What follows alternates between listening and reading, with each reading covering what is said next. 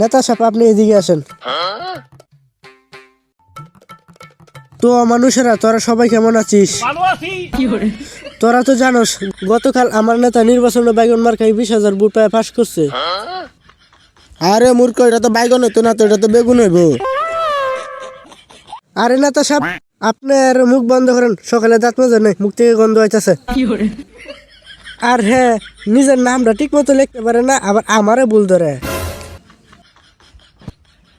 আর আমার নেতারে নির্বাচনে 20,000 ভোটের মধ্যে 18,000 ভোটেই মেয়েরা দিছে বাইগন মার্কায়, আর তোরা দিছস মাত্র 2,000। নেতা তুই না আমি। কে আপনি? তে আমারে কইবার দে। আচ্ছা আমি তোরা কিছু কইলাম না, এখন তোরার সামনে আমার নেতা তার অমূল্যবান বক্তব্য রাখবে। আমি নেতা তোরা কইছিলাম নির্বাচনের আগে তোরা গ্রাম উন্নত করে দেন। এমপি সাহেব কইছেন বালা আছে ঠিক করে বান আর বাঙালি বাঙ্গেল বান কি কই আর কইছেন তো বিড়িত করে দিবান ভিতরে দিছুন হাহু। আমি হাস করলে কইছিলাম তোরা গ্রামে একটা রাস্তা একটা ব্রিজ করে দেন, আর যারা গরিব তরিব আছে তারা অর্থদান করবাম। এখন আমার তাই টিয়া নাই, এখন আমি কিছু দিতাম না।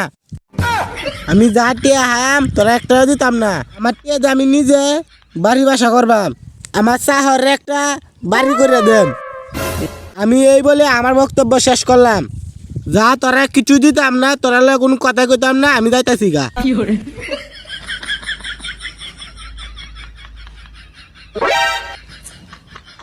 নেতা কি আমার সাওর কইলো নাকি আমার অপমান করলো?